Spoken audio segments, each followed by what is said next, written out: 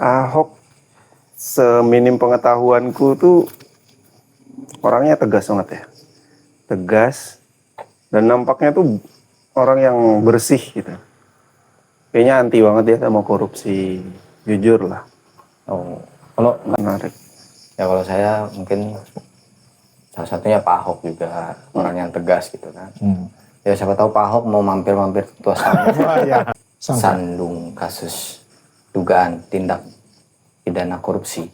Kalau di mata kalian seperti apa Pak Nadiem pada saat ya kita bicara dulu flashbacknya kebijakannya deh. Nah kalau kebijakan Tapi itu laptop Chromebook itu fungsinya untuk sekolah atau untuk gurunya? Guru sekolah.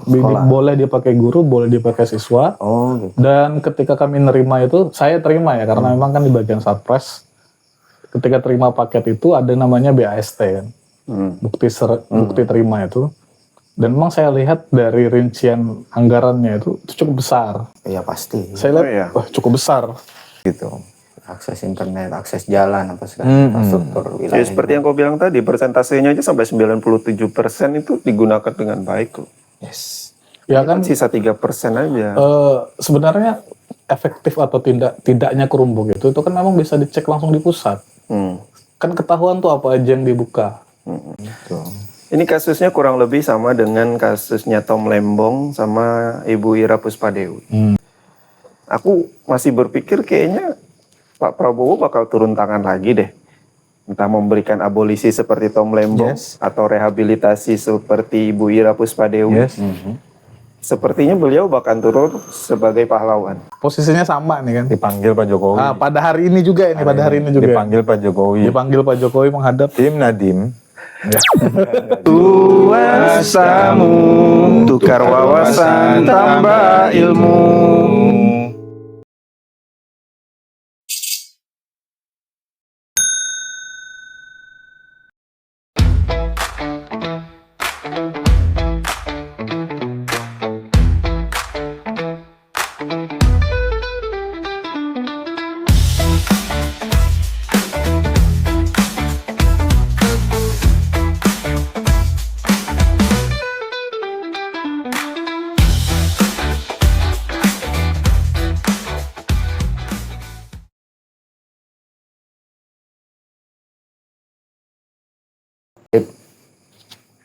Ada aku lihat di medsos kemarin kan ada fenomena salah satu channel YouTube-nya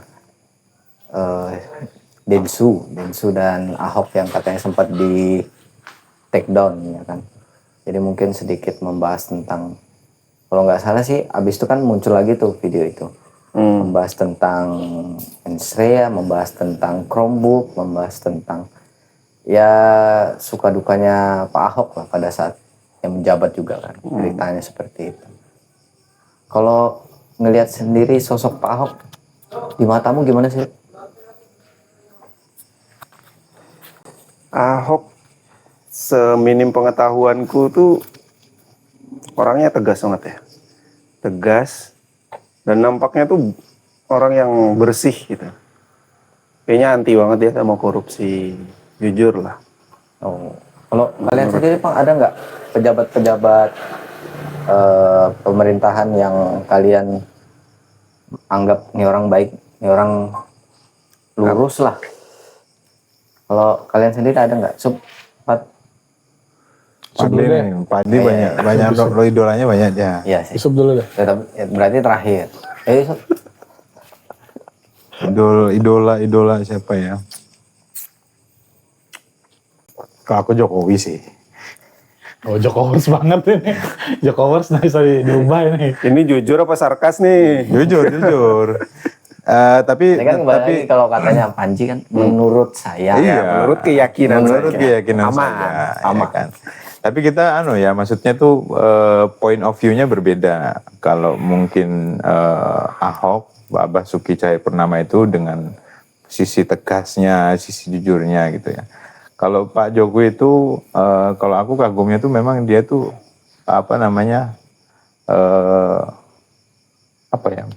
king of maker. Decision maker ya. Decision itu. Jadi itu kalau kalau strategi perang atau strategi main catur itu, nah itu dan itu fakta membuktikan bahwa politikus itu sudah menyatakan bahwa beliau itu secara strategi tak terkalahkan. Pergerakannya. Nah itu terlepas nanti ada sisi baik, ada sisi namanya manusia ya. Betul. Namanya manusia pasti ada kurangnya. Tapi aku mengagumi dari King of Maker-nya itu luar biasa. Oke. Kalau kamu Pat? Aku tahu nih. Kayak Haji Ma'ruf Amin. Ya kalau saya pribadi enggak mengidolakan sosok aja. Bukan mengidolakan sosok secara individu ya, tapi suka tipe-tipe kepemimpinan dan bagaimana mengambil keputusan dan problem solvingnya. Banyak seperti Satu aja deh. ya Pak Jokowi sama sepakat sama Yusuf. Bagaimanapun terjadi pemerataan pembangunan, meskipun ya tetap minusnya tetap ada. Kemudian pakar-pakar politik juga menyetujui, sepakat bahwa Pak Jokowi itu luar biasa. Tak terkalahkan bro. Dari wali kota, gubernur, bahkan presiden tak terkalahkan bro. Sejarah mencatat bahwa beliau tak pernah kalah selama pencalonan. Ya itu salah satu kehebatannya. Di belakangnya kan ada sosok. Terlepas itu ya, tapi intinya kan kita lihat dari sisi depannya dan memang beliau ini kalau menurutku punya, yaitu tadi strategi itu luar biasa. Nah, kalau dalam problem solving beberapa kasus itu, kalau bagiku Yusuf Kalla. Yusuf Kalla. Ketika pernah dia menghadapi salah satu, bisa dibilang itu kelompok separatis ya. Dia datang bersama ajudannya, yang cerita ajudannya. Bertatapan ini, datang ke sebuah tempat yang di situ sudah ada kelompok-kelompok separatis yang bersenjata lengkap. Datang negosiasi gitu. Terus dia juga pernah ketika mengirimkan bantuan apa kalau nggak salah, terhambat oleh prosedur, Pak JK bilang, ini ruangan ini nggak bisa digembok Pak. Kamu punya pistol, tembak gitu. Gemboknya disuruh tembak. Iya, gitu. Ya artinya, dan banyak kalau disebutkan kayaknya nggak cukup waktu kita. Karena memang saya bukan pada sosok, tapi lebih kepada tipe kepemimpinannya. Kebijakannya juga. Kebijakan dan lain-lain. Menarik. Ya kalau saya mungkin salah satunya Pak Ahok juga orang yang tegas gitu kan. Ya siapa tahu Pak Ahok mau mampir tuas kami. Mantap ya. Monggo. Ya harapan kan. Berharap. Tapi kalau ini kan agak nyenggol sedikit tadi juga Yang dibahas yang Ahok. dibahas Pak Ahok. Kemudian ada membahas tentang kasus Chromebook ya. Di situ kan ya sosok menteri kita pada saat itu Mendikbudristek. ya pendidikan ya pada saat 2019 hingga 2024 gitu. Salah satunya bukan salah satunya ya Pak Nadiem Anwar Makarim yang saat ini lagi tersandung kasus dugaan tindak pidana korupsi. Kalau di mata kalian seperti apa Pak Nadiem pada saat ya kita bicara dulu flashbacknya kebijakannya deh.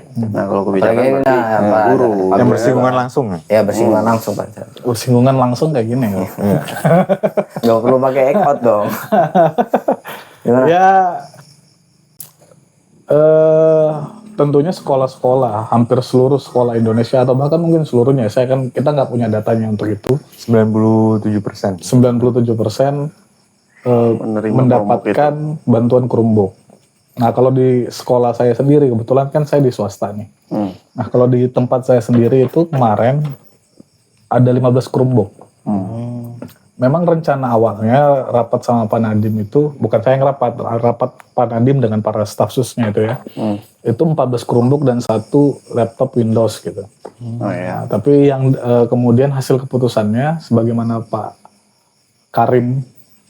Nadiem Makarim yang kemudian menyampaikan hasil akhirnya itu kemudian ya berbeda karena itu kan dia bukan teknisnya, dia bukan sebagai tim teknisnya, pelaksananya. Jadi di sekolah saya itu ada 15 Chromebook ditambah dengan proyektor 1, ditambah dengan penguat sinyal, penguat pemancar sinyal tuh. Kemudian ada juga konektor yang menyambungkan Ke proyektor. ke proyektor, kan dia pakai Type-C tuh. Sama, nah kayaknya itu aja. Tapi itu laptop Chromebook itu fungsinya untuk sekolah atau untuk gurunya? Guru sekolah. Boleh dia pakai guru, boleh dia pakai siswa. Oh gitu. Dan ketika kami nerima itu, saya terima ya, karena memang kan di bagian Satpres, ketika terima paket itu ada namanya BAST kan, bukti terima itu. Dan memang saya lihat dari rincian anggarannya itu cukup besar. Iya pasti. Saya lihat, wah cukup besar. Bisa disebut nominalnya atau dia? Saya nggak sebut karena lupa. Kalau Anda mau pakai kira-kira ini. Nggak bisa sebut. Karena memang lupa. Saya lupa berapa, tapi memang secara rinciannya ini, kalau saya nilai spek barangnya, harusnya nggak semahal itu. Karena kebetulan untuk di sekolah saya itu, Chromebook, tapi produksi bukan Acer, bukan Indonesia. tapi Chromebooknya itu buatan Indonesia, Zirek. Oh ya. Zirex. Yang harusnya lebih murah lagi kan. Ya, memang Spesifikasi dalamnya? OS. Iya. iOS. Maksudnya kan siapa tahu bukan karena mereknya, tapi dalamnya siapa tahu memang oke. Itu yang membuat dia mahal kalau mungkin. penggunaan secara itu kan pasti kalau kita gunakan sebagai guru maupun siswa yang gunakan itu kan penggunaannya tentunya standar aja. Kalau untuk editing Canva itu bisa, Google Docs, kemudian Excel dan lain itu bisa. Semua berbasis internet. Bisa nggak digunakan secara offline? Bisa. Dan barang itu sampai sekarang alhamdulillah bagus. Digunakan, siswa digunakan, dan memang dia itu karena ada CDM-nya itu. Iya. Nah itu terkontrol memang. Jadi pernah waktu kita kan setelah itu sebelum saya lanjut, sebelum itu kan kita dikirim tuh untuk pelatihan tuh di Balikpapan. Jadi dijelaskan fungsi-fungsinya dan lain-lain. Kemudian ada lagi pertemuan yang diadakan. Nah di situ ternyata ada berita, ada seorang mungkin guru ya, entah sengaja atau nggak sengaja membuka link video porno itu, yang kemudian langsung terkunci itu. Karena tadi terremote, jadi Chromebook itu terremote sampai ke pusat. Jadi dia otomatis kalau kita membuka apa yang tidak sesuai atau kita gunakan sesuai itu semua terdata.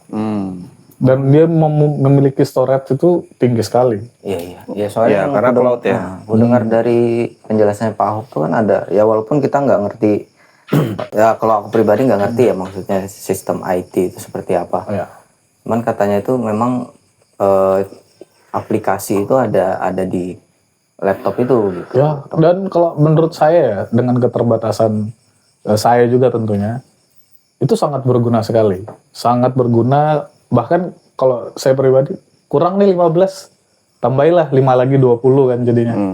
Jadi betul-betul bisa digunakan. Apakah teraplikasikan di sekolah? Iya teraplikasikan. Bahkan penerapannya sangat tepat. Karena juga posisinya di Samarinda, internetnya memadai, ya listrik memadai, jadi sangat berfungsi. Ya kalau di daerah pedalaman ya kita nggak tahu ya. Dan 3T itu ya. Kebetulan tempat saya itu kalau nggak salah ada 2 kali kedatangan orang dari pusat. 1 kali kedatangan orang dari pusat, 1 kali itu dari mana untuk ngecek ngaudit gitu. Ya ngaudit. Jadi apakah ini digunakan dengan baik? Ya kita lihat kan ini terguna dengan baik. Dan diberi pesan lebih baik dipakai, rusak karena dipakai daripada disimpan. Karena ada beberapa sekolah itu takut jadi disimpan. Takut rusak. Kalau kami ya pakai aja. Siswa yang nggak bawa HP nggak apa, pakai aja. Sangat-sangat berguna sekali.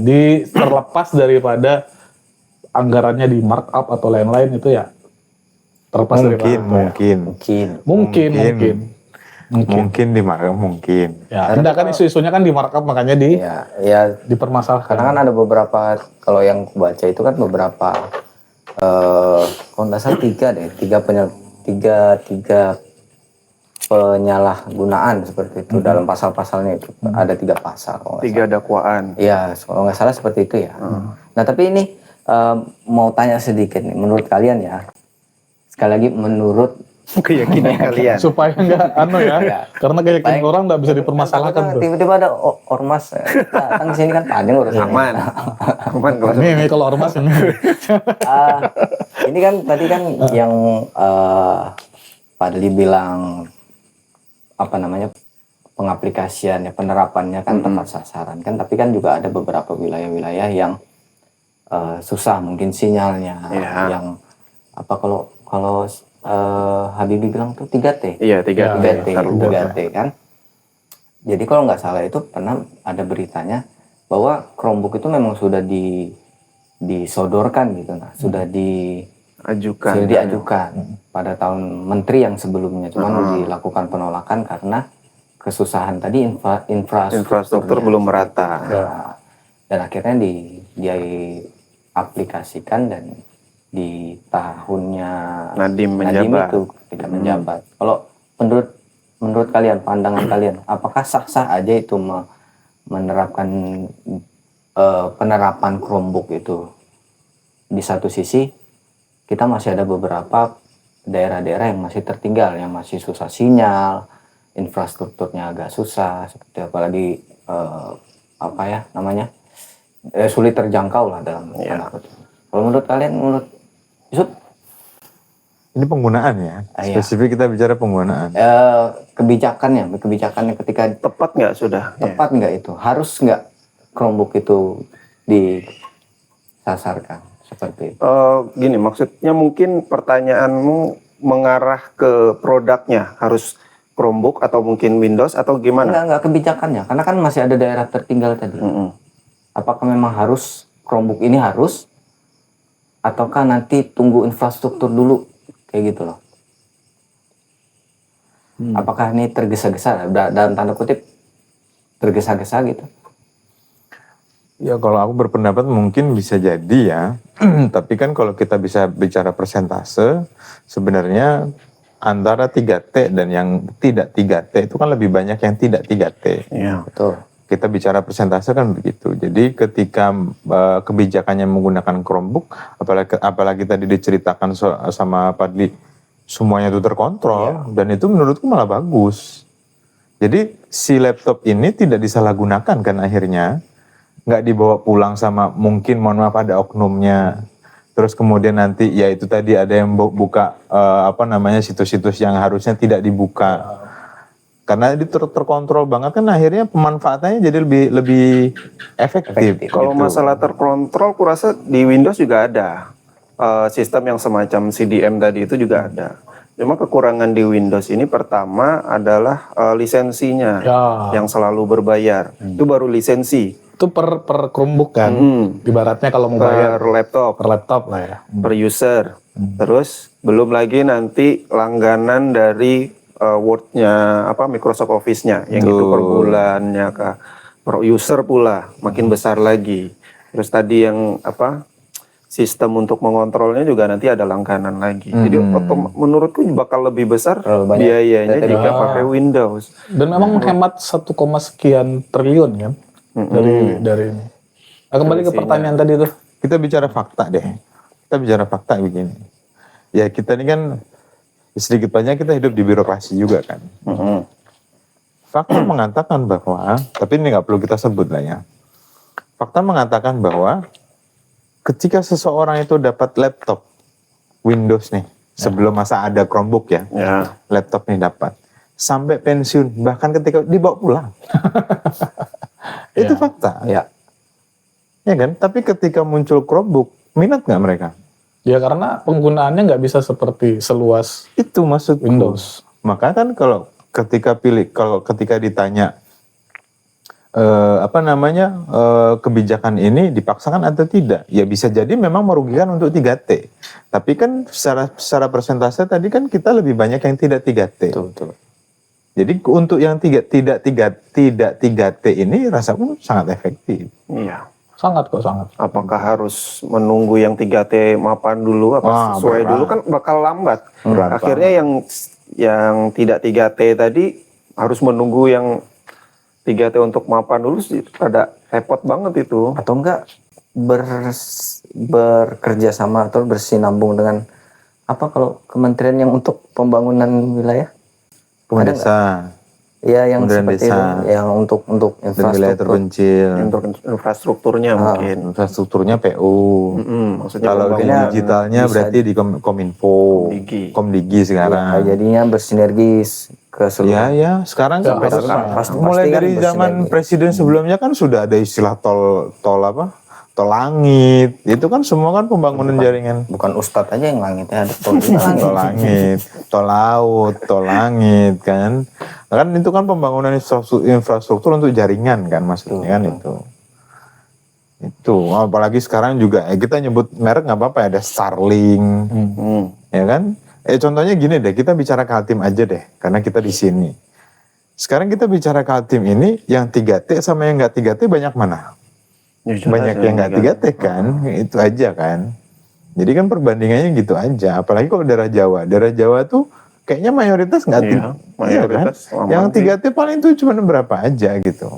Akses internet, akses jalan apa segala infrastruktur Ya wilayah. seperti yang kau bilang tadi, persentasenya aja sampai 97% itu digunakan dengan baik kok. Yes. Ya kan Sisa 3% aja. sebenarnya efektif atau tidaknya kerumbuk itu kan memang bisa dicek langsung di pusat. Kan ketahuan tuh apa aja yang dibuka. Siapa Penggunaannya ketika digunakan ini sesuai atau enggak itu semua kan bisa didata. Dan kalau mau cek itu cek di pusat sana. Iya. Tapi kalau untuk di sekolah saya pribadi karena memang yang saya langsung terjun di situ tentunya itu sangat efektif. Ya kita nggak tahu apakah itu apa namanya masalah yang ada pada Pak Nadiem Makarim ini tentang dakwaan-dakwaan yang ada itu terlepas daripada itu ya. Tapi kalau kami sendiri merasakan manfaatnya. Bahkan kalau menurut saya tambahin lagi deh Pak, kurang gitu. Ya soalnya pada saat ada salah satu cuplikannya pada saat ketika selesai persidangan itu melakukan press conference, ya Pak Nadiem menyebutkan bahwa dia tidak mengambil 1% pun dari, maksudnya tidak Keuntungan melakukan pribadi keuntungan gitu ya. Dan terbukti kan. Belum. Nah, belum. Maksudnya dari persidangan itu tidak mampu menunjukkan itu kan. Ya, belum selesai belum sidang. selesai sih. Kan masih Jaksa belum ada menunjukkan bukti keuntungan pribadi yang didapat dari si Nadiem, dan juga belum ada menunjukkan niat jahatnya atau kepentingan pribadi, nggak ada juga. Ya gimana ya? Jadi pertanyaan juga, ini karena kebijakannya yang menurut mereka tidak sesuai dengan mayoritas keseluruhan Indonesia, maka dianggap salah, lalu dianggap merugikan negara. Atau memang benar-benar salah nih si Nadiem, kepentingan pribadi yang sampai sekarang belum bisa ditunjukkan, atau ada apa gitu. Memperkaya pribadi dan memperkaya orang lain kan. Gitu. Tapi seingatku statementnya ada salah satu statementnya Pak Nadiem itu bahwa kan ketika itu kan presidennya Pak Jokowi ya. Ya, Pak Jokowi berucap untuk mempercepat proses digitalisasi itu. Nah apalagi kemudian kan terkendala COVID segala macam, kita harus Masanya efektif. itu COVID kan. Pada saat itu kan efektif harus menggunakan jaringan kurang lebih seperti, makanya disegerakanlah ini, bahasanya ya, disegerakanlah ini program ini seperti. Dan memang soal digitalisasi kan kita sangat tertinggal jauh. Betul. Jadi kalau misalnya bicara tentang COVID kemarin, andai COVID itu nggak ada, walaupun kita nggak menginginkan itu ya. ya. Mungkin kita nggak kenal Zoom, kenal pun prosesnya lambat. Tapi dengan adanya COVID, mau nggak mau bergerak Adaptasi. cepat kan. Sekolah-sekolah yang kemarin, bahkan sekolah negeri di dekat-dekat tempat saya itu, karena belum mampu memenuhi ada Zoom-nya dan lain-lain, mereka itu cuma melewati WA. Belajarnya lewat WA, guru kirim tugas di WA, Iya, benar. siswa ngerjakan benar kan. Masih ada. Tapi itu masih terbantu oleh teknologi tadi WA. Karena kan kita nggak boleh berkumpul, apa istilahnya itu social distancing. Social distancing. Nah kalau sementara negara-negara maju 2015 itu video, cek aja deh di YouTube video 2015, anak-anak SD itu dia sudah belajar coding. Di mana Pak? Di Eropa lah ya tentunya. Negara-negara maju, khususnya di Eropa, 2015 tuh ada nanti cari aja di YouTube. Nggak jelaskan dulu coding itu apa sih? Coding itu gampangnya itu program. Kita memprogram. Bisa dari coding itu membuat mainan robot atau membuat aplikasi macam-macam lah. Mempelajari pemrograman. Ya, pemrograman. Bahasa pemrograman. Jadi coding itu bahasa komputer, gitu kan. Itu 2015 anak-anak SD di sana sudah melakukan itu. Kita di tahun 2025 kemarin, ya khususnya Samarinda ya, baru ada program coding untuk guru-guru, pelatihan guru-guru. Berapa tahun tuh selisihnya? Oh jadi baru gurunya? Baru gurunya. Siswa. Ya, baru gurunya. Dan guru-guru di TK juga sudah mulai diterapkan. Kalau nggak salah. TK? Ya TK, guru-guru TK. Oh gurunya doang? Guru-guru. Kalau saya nggak salah itu atas perintah wakil presiden sekarang. Itu yang menyampaikan Pak Yahya, salah satu duta teknologi ya, duta Di IT, Samarinda, guru di Kaltim. Kaltim. Kalau nggak salah beliau menyampaikan itu wakil presiden Gibran yang mengusung itu karena sangat tertinggal sekali. Artinya kebijakan Chromebook dan lain-lain sebagainya mungkin saja belum tepat sasaran untuk menyeluruh ya. Tapi kalau kita bicara dunia digital yang sangat cepat berkembang, kita belum apa-apa, masih jauh, dan memang saat ini waktunya mengejar. Kapan lagi kalau kita nggak kejar? Berarti kan menurutmu kebijakan dari si Pak Nadiem ini benar aja? Menurut saya benar aja, meskipun mungkin ada yang kurang tadi, yang seperti dibahas di awal tadi. Ya, ada nggak sempurna lah. Ya, ada daerah-daerah 3T tadi tuh. Kan kebijakan itu kan tidak bisa memuaskan semua orang. Nggak bisa. Kan, gitu. Bisa. Gitu. Ini kasusnya kurang lebih sama dengan kasusnya Tom Lembong sama Ibu Ira Puspadewi. Mereka dihukum tindak pidana korupsi karena merugikan negara. Ya. Padahal mereka sendiri tidak menerima keuntungan apapun, tidak menerima keuntungan pribadi lah. Apalagi Ibu Ira Puspadewi itu salah satu direktur BUMN yang saat itu kasusnya dia mengakuisisi PTJN. Aku lupa kepanjangannya apa. Menurut data yang ada malah sebenarnya di situ dia untung. Perusahaan itu mendapatkan untung, dapat 53 kapal apa segala macam. Tapi tetap dianggap merugikan negara. Yang kasusnya lebih ke kebijakan ini tadi. Kalau kebijakan yang salah dianggap kejahatan, pejabat mana yang berani membuat kebijakan? Ya. Mereka bakal berani membuat kebijakan atau memilih aman? Otomatis bakal memilih aman toh. Dan akhirnya nggak ada inovasi, nggak ada inovatif. Karena takut tadi. Iya. Repot kan jadinya kalau begitu. Jadi tindak pidana korupsi ini bentukannya bukan hanya, ini kan kasusnya korupsi ya? Iya. Bukan hanya untuk memperkaya diri, kesalahan teknis ya bahasanya ya, kesalahan teknis mungkin Menguntungkan orang lain. ya Merugikan tapi kan kalau yang Arif bilang tadi nggak ada, ya konteksnya menguntungkan negara ya, dalam tanda kutip menguntungkan negara. Berarti tindak pidana korupsi ini bukan hanya sekedar semata-mata perihal uang saja, berarti ada kesalahan teknis pun jadi masuk dalam. Ya, itu yang apakah seperti itu? Ya itu Ya, walaupun kita nggak tahu teknis hukumnya ya. Benar. Kita mesti cari narsum masalah hukum lagi nih ya kan. Bagaimana tindak pidana korupsi itu yang semestinya? Apakah hanya karena uang dengan yang berkaitan dengan uang saja seperti itu? Ya seperti saat ini si Nadiem ini juga gitu kan. Baru opini dari si auditor yang mengatakan bahwa kerugian negara sampai 2,1 triliun. Tapi belum dijabarkan buktinya apa aja. Padahal Nadiem sendiri pun nggak ada keuntungan. Let's say, zamannya dia masih jadi CEO Gojek, dia mendapatkan pendanaan dari Google. Ya, salah satunya Google lah, dan banyak masih pendanaan lah yang lain sampai berapa triliun gitu mereka terima. Tapi itu kan sebelum jadi menteri. Dan saat dia jadi menteri, dia lepaskan kepemilikan bukan kepemilikan sahamnya, tapi jabatannya sebagai CEO dilepaskan.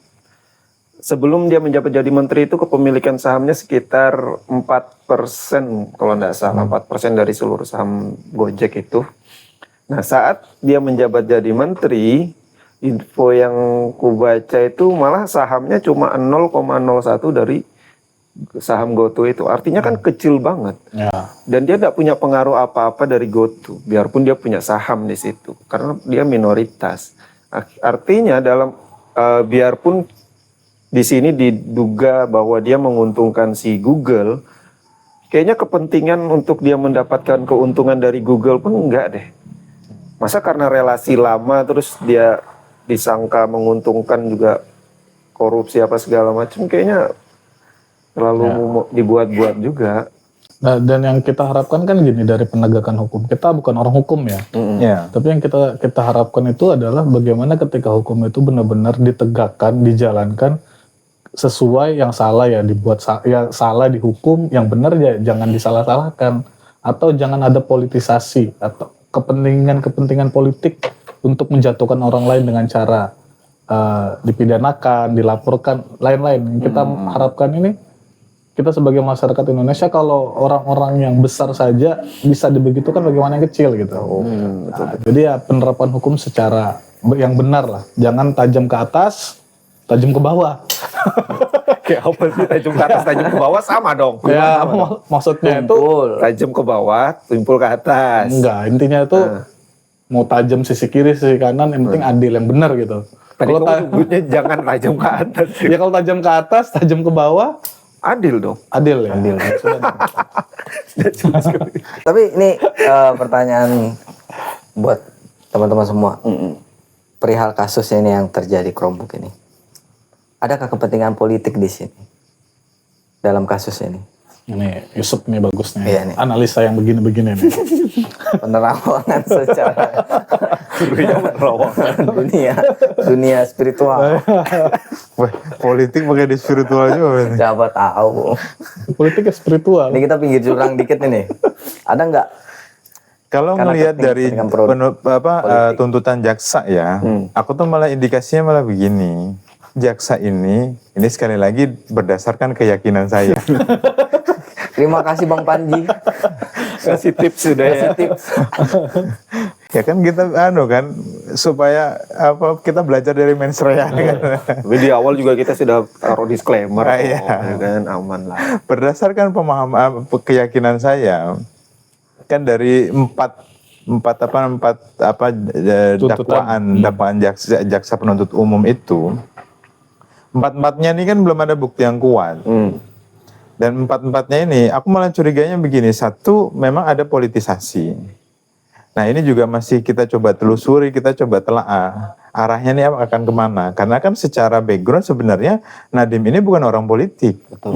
Dia profesional yang diambil oleh Pak Presiden waktu itu untuk menjadi jadi menteri. Makanya ini masih ada beberapa kemungkinan. Ini arahnya nanti akan kemana.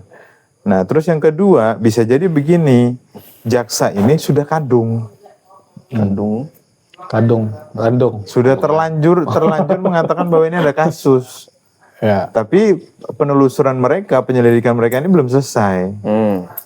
Ternyata pas selesai ternyata nggak ada kasus, nggak ada mens rea. Niat jahat itu nggak ada ternyata. Tapi karena sudah terlanjur, ya sudah dilanjutin aja. Dan fakta yang begitu kan memang terjadi. Contohnya yang tadi Tom Lembong dan lain-lain lah. Banyak kasus-kasus yang lain juga memang begitu. Kita berkaca kepada kasus-kasus yang sudah pernah terjadi. Jadi kadung ya diada-adakan karena memang kan hukum kita itu agak lucu ya. Hukum di negara kita itu kan agak lucu. Jadi itu bisa menjerat orang yang nggak salah aja itu bisa disalah-salahkan. Yang salah itu bisa tidak disalahkan gitu. Jadi tergantung tergantung si pengacaranya, tergantung si jaksanya, tergantung si hakimnya, bagaimana terus kemudian ini mau dibawa kemana. Itu. Jadi kalau penafsiranku ada dua kemungkinan ini. Itu. Cuman kalau yang paling pertama tadi yang kita bicara tentang politik, ini aku terus terang masih mencoba menelusuri arahnya ini kemana. Karena sekali lagi Nadiem bukan orang politik. Ya. Tuh. Kalau Tom Lembong kemarin masih bisa dikaitkan ke politik ya. Ya. Tom Lembong kalau menurutku arahnya jelas. Karena salah Apa satu jelas apa? Arahnya satu jelas. itu ya tim Karena ses pada ya. saat itu berpihak pada Ya, oposisi, bisa tapi jadi 01 ya. ya. Iya. 01. Kalau 04 kan 0-0 kayaknya. 03 kan 14%. kalau 2 sama draw. 16. 16. Jangan dikurangi lah, udah sedikit. Kalau 2 sama draw. Udah sedikit, jangan dikurangi lagi. Aduh, bateraiku 16%. Waduh. Udah jadul. Udah jadul ya. Jok Aku kira beneran loh. Tapi masih ketawa. Masih lucu. Masih lucu. Rep, Opo? tadi pandangan Pendapatmu kan? gimana? Pendapatmu Ini gimana? tanya masing-masing satu-satu. Apa? Ulang lagi pertanyaannya. Aku sempat ke-distract gara-gara ngomong persen. Yusuf sih bikin. Ada nggak keterkaitan Politik. politik maksudnya? Ya itu tadi kayaknya nggak ada, dan dia saat ini pun dia nggak menjabat apa-apa kan. Sudah berakhir di 2024 kemarin, apalagi yang mau dibahas politiknya. Rasa aku sih nggak ada. Entah kenapa bisa sampai diungkit lagi, dan jika jika memang sampai dijadikan terdakwa, aku masih berpikir kayaknya Pak Prabowo bakal turun tangan lagi deh. Entah memberikan abolisi seperti Tom Lembong, Yes. atau rehabilitasi seperti Ibu Ira Puspadewi. Yes. Sepertinya beliau bahkan turun sebagai pahlawan. Betul. Menurutku ya. Tergantung impact di masyarakat menilainya seperti apa. Kalau menilainya, oh ini harusnya bener nih, mungkin tanda kutip seperti itu. Oh maka dilakukanlah tadi abolisi ataupun rehabilitasi. Kalau kamu Pat, gimana Pat pandanganmu? Jadi gini. Suka ini dalam ya. Nah, karena beberapa narasumber kita pas ditanya tuh jadi gini. Jadi gini. Masa awal kepemimpinan Prabowo Gibran itu sukanya bersih-bersih. Oke. Kayak suka bersih-bersih. Sampai kemarin kan Kejaksaan Agung kan menyita berapa miliar tuh. Ya ratusan triliun itu.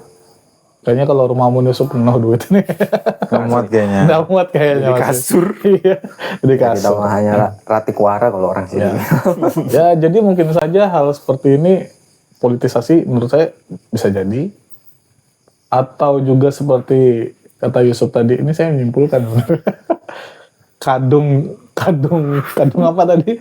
Kadung Sudah terproses. Dia sudah terproses misalnya. Atau seperti yang Hari bilang, ada yang ingin menjadi pahlawan di kasus ini, atau lagi. Tapi yang untuk closing statement dari saya, Sudah closing aja. Closing aja. ya untuk pertanyaan ini, 30 menit. Sudah 36 nih. Nggak apa-apa. Gak apa-apa. Ya, closing statement dari saya. Di tahun 2026 sampai selanjutnya, ya kalau mau jadi pejabat yang benar. Kalau mau jadi apapun profesinya, jadi yang benar. Karena hati-hati, sebentar lagi itu hukum alam. Hukum Tuhan. Jadi yang bermain-main, yang suka main-main ya, jadi pemimpin main-main, mau presiden maupun bukan, itu nanti akan terkena hukum alam itu sendiri. Ya pertanyaannya nanti kembali lagi Pak. Pejabat yang benar ini yang seperti apa? Apa yang menentukan, yang membuat kebijakan yang menurutnya sudah benar aja masih bisa salah? Ya kalau saya bahasakan tadi, ketika hukum alam yang bermain, itu dia bukan lagi bicara kebijakan-kebijakan, artinya gini, kalau memang dia benar, dia nggak apa-apa. Tapi kalau dia nggak benar, meskipun terlihat dia benar, dia akan kena. Hati-hati, sudah 2026, bagus-bagus, jangan main-main lah. Apalagi itu urusan uang negara, uang rakyat, semua akan dipertanggungjawabkan. Dimensinya lain. Suka. Tuh. Dimensinya lain. Dan ini kita nggak bicara, tapi itu memang kita akan sampai pada titik itu. Ya, kalau kita sebagai pekerja ini ngutip kalamnya Guru Skumpul ya. Kalau mau jadi itu jadi karyawannya Allah aja. Kalau saya memaknai itu, apapun profesi kita, mau dosen kah, direktur kah, penjual mobil kah, tetap niatnya tuh karyawannya Allah. Supaya apa? Supaya kita itu nggak bengkok-bengkok gitu, lurus-lurus aja. Pertanyaan terakhir ini buat kalian semua. Menurut kalian seharusnya ya, ini berandai-andai, seharusnya ketika ditawarin menjadi pejabat itu, ini kasus Pak Nadiem tadi ya, lebih baik memilih menjadi pengusaha dalam tanda kutip CEO perusahaan itu, atau tetap harus menjabat? Sebelum deh. Pendapat tentang Pak Nadiem. Iya. Seandainya aku menjadi Pak Nadiem. Oh ya. Andai aku jadi Pak Nadiem. Ya mungkin kalau tapi sekali lagi kita nggak tahu ya posisi Pak Nadiem waktu itu bagaimana. Cuman secara kasat mata kan kalau aku ngeliat, beliau ini secara finansial sudah sangat. Sudah bagus banget lah. Ya. CEO-nya Gojek bro. Jadi kan mungkin bisa jadi ketika beliau itu ditawarin, ya oke, secara Why not? aku secara pribadi sudah selesai gitu. Secara finansial, secara apapun itu, karir di di perusahaannya dan lain-lain, pencapaiannya sudah selesai gitu.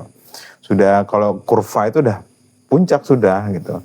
Berarti aku harus geser ini. Gesernya yaitu memberikan manfaat kepada lebih banyak orang lagi, masuk ke dalam pemerintahan. Jadi ketika ditawarin itu, beliau mau gitu. Setuju aku semua. Itu. Jadi kemudian ada resiko itu, ya rasaku beliau sudah tahu harusnya. Ada resiko itu beliau sudah tahu, karena negara ini kan berdiri sudah lama kan gitu. Pola-pola bahwa di pejabat-pejabat tinggi kita itu saling menyandra dengan kasus masing-masing itu kan bukan jadi rahasia, itu sudah Bukan mainan baru ya. Jadi si A nyandra si B nyandra si C nyandra si A. Jadi saling sandra semua kan gitu. Jadi kamu macam-macam kebuka nih, nggak balik-balikan aja gitu aja terus gitu. Ya. Jadi itu resiko yang nyata yang memang mungkin juga pasti beliau sudah tahu gitu. Ketika beliau berani mengambil itu ya berarti sudah siap dengan segala resikonya. Itu sih kalau dari aku. Kalau diri murid Sama, setuju. Andai aku jadi Pak Nadiem juga bakal, ya udah ambil lah, ada kesempatan ini kan jadi menteri, ya udah gas. Ngelihat saham Goto yang sekarang masih digocap aja ya, bagus jadi menteri sih. paling keempat. Kalau saya ya, tergantung hati nurani. Kalau memang, kalau saya pribadi sih, nolak sih. Saya nolak. Alasannya belum ada panggilan hati nurani. Anda ini posisinya saya Pak Nadiem nih. Posisinya sama nih kan. Dipanggil Pak Jokowi. Pada hari ini juga ini, Dipanggil Pak Jokowi. Dipanggil Pak Jokowi menghadap Tim Nadiem. Ya. Ya, harus ada intonasi ya sih. Ya benar aja. Aku seakan-akan jadi Pak Jokowi kan. Aku panggil nih. Dim Nadiem, kamu ku tawarin jadi Menteri Pendidikan, Menristek Dikti waktu itu ya. Kemendikbudristek. Kemendikbudristek. Nah, karena pertimbanganku, kamu ini orang yang pinter dan pendidikan bagus. Kamu visioner orangnya, kamu punya ide-ide cemerlang, buktinya kamu punya unicorn yang luar biasa, ya kan? Jadi kami ini di pemerintahan kedua ini butuh orang-orang yang Seperti Anda. seperti kamu ini. Jadi saya menawarkan jabatan ini kamu. Saya saat ini ya ditanya gitu, saya akan bilang enggak. Mohon maaf Pak. Saya bisa rekomendasikan orang, tapi kalau saya menolak jabatan ini. Alasannya? Kan ini lagi di hadapan sama presiden terpilih ini. Alasannya yang pertama belum ada panggilan hati nurani. Yang kedua, saya belum mampu. Yang ketiga, belum saatnya Pak. Semua susah juga itu. Ya, nggak mau, saya nggak mau. ya kalau aku pribadi ya namanya kalau politik itu kan musuh bisa. Kalau Menhan mau aku. Waduh. Ya kalau politik itu kan musuh bisa jadi teman, teman bisa jadi musuh kan. Ya. Ya sekali lagi buat teman-teman semua tuas tamu bahwa obrolan kita ini tidak berpihak pada satupun, bahwa hukum yang berlaku di Indonesia tetap harus dijalankan seperti itu ya. Dan diperbaiki. Betul. Ada lagi tambahan? Ya mungkin terlalu MC banget ya. Gak apa-apa Ya deh. pokoknya jangan lupa tonton terus Tuas Tamu. Jangan lupa like, comment, and share jika memang itu bermanfaat bagi teman-teman semua. Karena tujuan kami ya memberikan wawasan bagi semuanya, sudut pandang kami. Sekali lagi ini menurut keyakinan kami. Terima kasih Bang Panji atas tipsnya. Oke, sekian aja ya. Tuas Tamu, tukar wawasan, Tambah ilmu.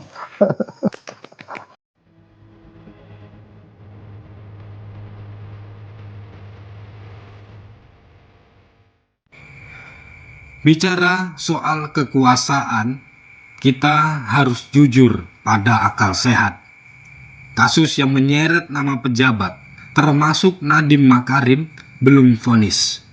Maka sikap yang paling bermartabat adalah praduga tak bersalah, tanpa mematikan hak rakyat untuk bertanya dan mengawasi. Di masa pemerintahan dahulu, kita melihat kerja nyata. Jalan dibangun, sistem dipercepat. Tapi kita juga mencatat luka, demokrasi yang menyempit, kritik yang sering dianggap ancaman. Prestasi ada, tapi catatan hitam tak boleh dihapus. Kini, pemerintahan yang sekarang memegang kendali. Harapan digantungkan pada ketegasan dan stabilitas. Namun kekuasaan bukan soal kuat menekan, melainkan berani adil dan berpihak. Negeri ini tidak butuh pemuja tokoh. Negeri ini butuh warga yang sadar, mendukung saat benar, melawan saat salah. Karena negara besar lahir dari rakyat yang berani berpikir, bukan ikut berteriak.